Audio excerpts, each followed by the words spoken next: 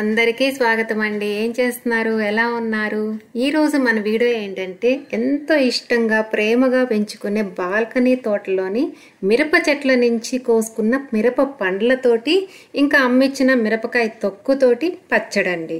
మీకు చెప్తుంటేనే నోరు ఊరుతోంది కదా.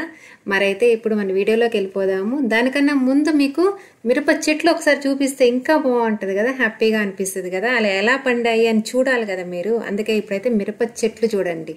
మరైతే ఈలోపు మీరు మన వీడియోకి ఒక లైక్ కొట్టేయండి. ఇంకా సబ్స్క్రైబ్ చేయకుండా ఎవరన్నా చూస్తుంటే మాత్రం ప్లీజ్ సబ్స్క్రైబ్ చేసేసి చూడండి, ఓకేనా? ఇదిగో చూడండి, బాల్కనీలో నేను పెంచిన మిరప చెట్లు.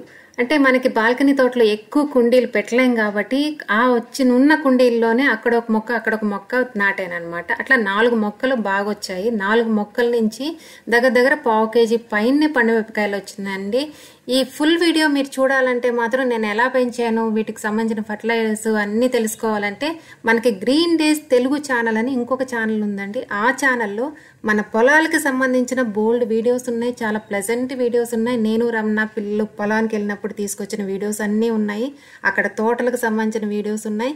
ఇంకా నేను బాల్కనీలో పెంచే రకరకాల మొక్కలు అవి ఎలా పెంచుతున్నాను, ఏంటి, పండ్లు ఎలా గాయిస్తున్నాను, కాయలు ఎలా గాయిస్తున్నాను, పువ్వులు ఎలా ఊహిస్తున్నాను, ఇలా రకరకాల విషయాల మీద ఇంట్రెస్ట్ ఉంటే ఎవరికన్నా ఆ గ్రీన్ డేస్ తెలుగు ఛానల్ అనే ఛానల్ని సబ్స్క్రైబ్ చేసేయండి. ఆ ఛానల్కి వెళ్ళి చాలా ప్లెజెంట్గా కూల్గా ఉండే వీడియోస్ అన్నీ చూడండి, ఓకేనా? ఇప్పుడైతే మనం చెట్లలో ఉండే పండు మిరపకాయలు, కొన్ని పచ్చిమిరపకాయలు ఉంటే ఒక 4 కోసానండి. ఇంకా అమ్మిచ్చిన చింతకాయ తొక్కు కొంత తీసి పక్కన పెట్టుకున్నాను. ఇప్పుడు పండు మిరపకాయలు అంటే ఏం ఫ్రై చేయబడలేదండి, ఓన్లీ కడిగి ఆరబెట్టి మిక్సీ జార్లో వేసేసి దాంట్లో కొంచెం ఆయిల్లో ఫ్రై చేసిన ధనియాలు, జీలకర్ర, కొన్ని వెల్లుల్లి వేసి మెత్తగా చేసుకొని దాంట్లో ఈ చింతకాయ తొక్కు వేసేయాలండి. మంచి కమ్మని టేస్ట్ కోసం వేసిన పప్పు వేయాలండి.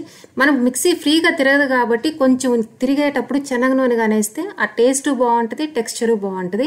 దీనికి ఎండుమిరపకాయలు, కొంచెం ఆవాలు, ఇంగువ వేసి తిరగమాత పెట్టేసుకొని ఎక్కడ వాటర్ తగలకుండా గట్టిగా కలిపి పెట్టేసుకున్నామంటే 10 రోజులు కాదు కదా, నెల రోజులైనా ఉంటుంది. కమ్మగా ఉంటుందండి. ఒక్క చుక్క నెయ్యి తగిలిచ్చి తిన్నామంటే ఆహా, అన్నం అంతా అదే తినాలనిపిస్తుంది అనమాట. చూసారు కదా, కొన్ని పప్పులు కూడా వేసుకోండి, తినేటప్పుడు కరకరలాడుతూ చాలా బాగుంటుంది.